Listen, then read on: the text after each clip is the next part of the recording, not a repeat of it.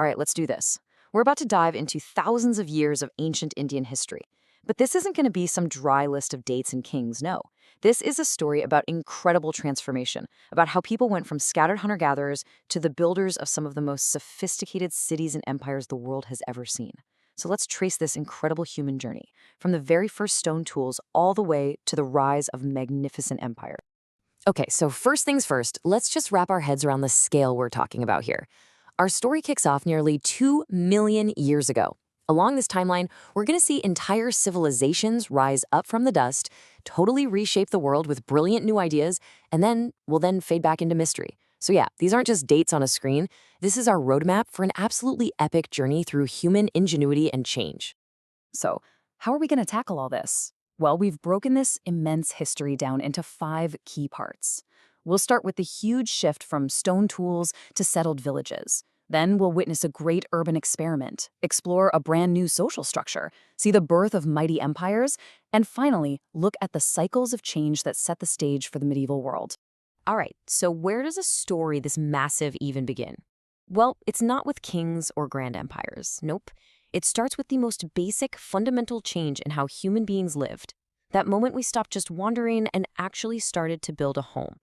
I mean, for almost all of human history, life was basically one long hunt, right? A constant search for food. Then, boom, the Neolithic Revolution completely changes the game. Agriculture lets people settle down in one place, in villages like Mehrgarde, and for the first time ever, they can produce a surplus of food. And this surplus, you gotta understand, this is the key. It's what frees up people to become artisans, priests, and rulers. It is the absolute foundation of civilization itself. So that surplus of food, it's what paved the way for our next great leap forward.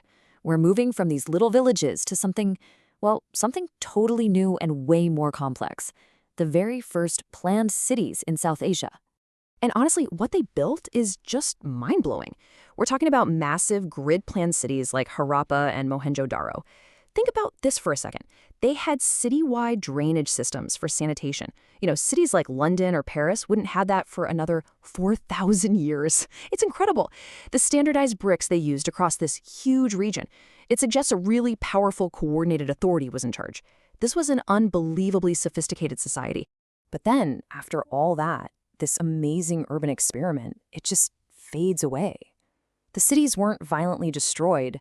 They just gradually emptied out. The bustling streets fell silent. It's a pretty sobering reminder that even the most advanced societies can be reclaimed by the slow, powerful forces of nature. So, in the shadow of these now empty cities, a whole new chapter begins. A totally different culture with a new set of ideas starts to take shape, and it's going to completely reshape the social landscape. And this was another huge shift. The early Vedic people were pastoralists. Your wealth was literally how many cows you had. But with the introduction of iron tools, they switched to a settled agricultural society. And this change was profound, because once you have settled land and farms, you have something to defend, something to rule, and yes, something to tax. This is where the whole idea of a kingdom really starts to take hold. So to manage this new, more complicated society, a pretty rigid social structure pops up, the Varna system. This wasn't just about what job you did. It was seen as this divinely ordered hierarchy that put priest at the very top and defined everyone's role in society. And this idea, this fixed social order, it would go on to shape life on the subcontinent for thousands of years. So now you've got this patchwork of little kingdoms, and they're all competing with each other.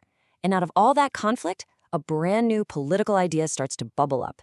What if we united all these huge territories under one single powerful ruler? This, right here, is the dawn of the first great empires. But as society got more rigid and these religious rituals got more and more complex, not everyone was buying into it. Thinkers and ascetics started asking these really deep questions, like, is your birth and following these rituals really the only way to find truth? And all of that questioning, it gave rise to these powerful new ways of thinking. Buddhism and Jainism weren't just spiritual movements. They were a social and ethical challenge to the old order. They offered a path to enlightenment that was based on how you lived your life, not who your parents were. And that was a truly revolutionary idea for the time. So while these new ideas were spreading, political power was getting consolidated in 2 very different ways. You can think of it like this. The Mauryans built a well-oiled machine, a super centralized empire controlled from the very top by figures like Ashoka. The Guptas, on the other hand, were more like a network. They ruled through alliances and by giving power to local leaders. Just two brilliant but totally different solutions to the same problem. How do you rule a vast and diverse subcontinent? And because things were pretty stable under the Guptas, you get this incredible explosion of culture and knowledge, what people often call a golden age. I mean, we're talking about stunning advances in art and science, including the invention of the concept of zero. Think about that. A mathematical breakthrough that would literally change the entire world. But as we've seen a couple of times now, nothing lasts forever. The fall of this last great ancient empire, well, it wasn't really an ending. It was just another transformation, planting the seeds for the world that was going to come next. So around 550 CE, the Gupta Empire basically gets hit with a perfect storm. You've got pressure from the outside, Hun invasions on the frontiers, and at the same time you've got pressure from the inside as powerful local rulers start to break away. The center just couldn't hold anymore, and the empire slowly dissolved back into a mosaic of regional kingdoms. And this breaking apart led to a totally new political system, one that had these, well, feudal characteristics. Instead of one strong emperor, you've got kings granting land to local lords, and in return, those lords promise military service and loyalty. It creates this really complex web of allegiances that's going to define the next era of India's history. So when you step back and look at the whole thing, what we've really seen is this grand story of evolution. It's a constant cycle of change, from hunter to farmer, from a small village to a bustling city, from a tribe to an empire, and then, finally, from a centralized state back to a landscape of local power. And all of this, it kind of forces us to ask a big question. Are we still living in these same cycles today? That push and pull between a strong central authority and local identity, between great big unions and things breaking apart. I mean, that's not just ancient history, is it? These are the very forces that are shaping our world right now.